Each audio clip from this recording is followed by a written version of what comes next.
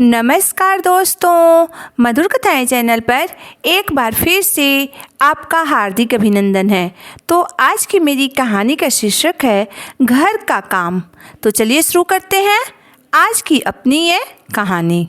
रानी को अभी ससुराल आए हुए केवल 1 सप्ताह ही हुआ था कि तभी उसकी सास ने घर के कामों के बंटवारे की लिस्ट उसके सामने रख दी और बोली, रानी बेटा, तुम दिन में ऑफिस जाओगी तो इसलिए मैंने तुम्हें घर के सुबह शाम का काम दिया है। बाकी पूरे दिन का काम तुम्हारी जेठानी कर लेगी। सास काम की लिस्ट रानी को पकड़ा कर चली गई। रानी ने लिस्ट देखा। उसे सुबह सबको चाय बनाकर देनी थी, उसके बाद पूरे घर का झाड़ू पोछा करना था, फिर सबके लिए नाश्ता बनाना था और फिर चाय नाश्ते के बर्तन साफ करने थे।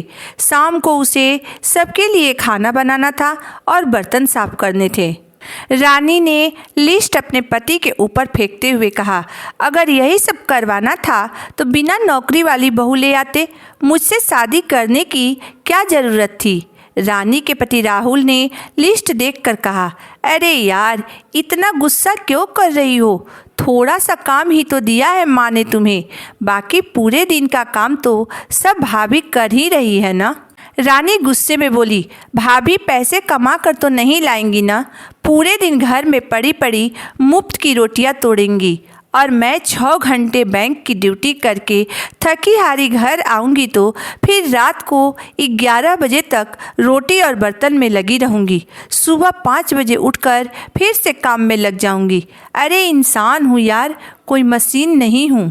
उसकी बात सुनकर उसका पति राहुल बोला, थोड़ा सा समझौता कर लो न यार, इस तरह काम नहीं चलेगा।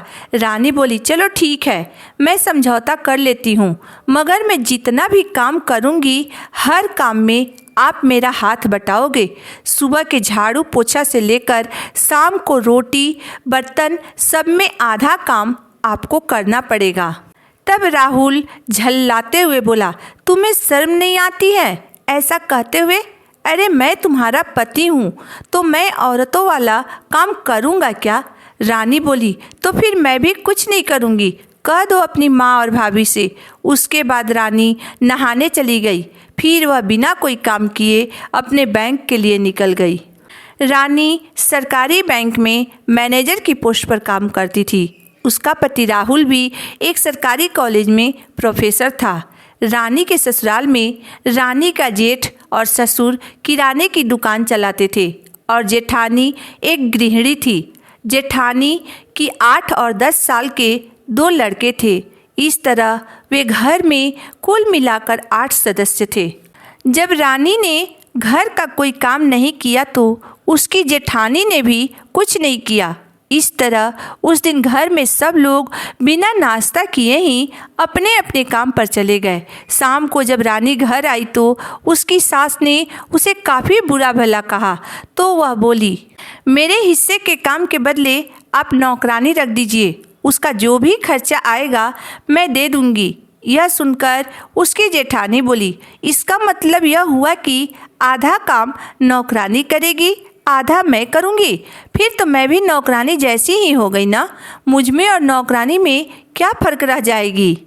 रानी बोली, अरे महीने की 80,000 रुपये कमाती हूँ मैं, उसमें से 10,000 खर्च करके मैं फुल टाइम नौकरानी रख दे रही हूँ। मगर मेरा पीछा छोड़ दीजिए आप लोग, मुझसे घर का काम नहीं होता है, इसलिए मैं इतनी मेहनत करके नौकरी में लगी हूँ। तब उसकी सास बोली, अभी हमारे इतने बुरे दिन भी नहीं आए हैं कि 2-2 बहू के होते हुए भी हमें नौकरों के हाथ से बना हुआ खाना खाना पड़े। मैं इस घर में नौकरानी हरगिज नहीं लगने दूंगी। रानी बोली, जब सगाई हुई थी तब मैंने कहा था कि मुझसे घर का काम नहीं होगा, फिर भी आप लोग मेरे पीछे क्यों पड़े हैं। तब रानी की जेठानी बोली, बहुत सी महिलाएं ऐसी हैं जो नौकरी भी करती हैं और घर का काम भी करती हैं। तुम आकाश से उतर कर आई हो क्या जो तुमसे घर का काम नहीं होता है। इस घर में रहोगी तो काम तो करना ही पड़ेगा तुम्हें। रानी बोली, लो नहीं रहूँगी मैं इस घर में। फिर रानी ने अपना बैग उठाया और अपने मायके चली आई। अब रानी 2 महीने से अपने मायके में ही रहकर ड्यूटी कर रही थी। वह अपने ससुराल नहीं जाना चाहती थी क्योंकि उसे घर का काम नहीं करना था। दोस्तों, नौकरी वाली बहू से अगर आप घर का काम करने के लिए कहेंगे तो वह कभी नहीं करेगी, क्योंकि उसे अपनी नौकरी की और पैसों की बहुत घमंड होता है। इस कहानी को लेकर आपकी राय क्या है, आप मुझे ज़रूर बताइएगा। अगर आपको मेरी कहानी अंत तक पढ़ने और सुनने के बाद पसंद आई हो तो मेरे वीडियो को लाइक कर दीजिएगा, चैनल को सब्सक्राइब कर दीजिएगा। तो फिर मिलते हैं एक नई वीडियो, एक नई कहानी के साथ। तब तक के लिए धन्यवाद।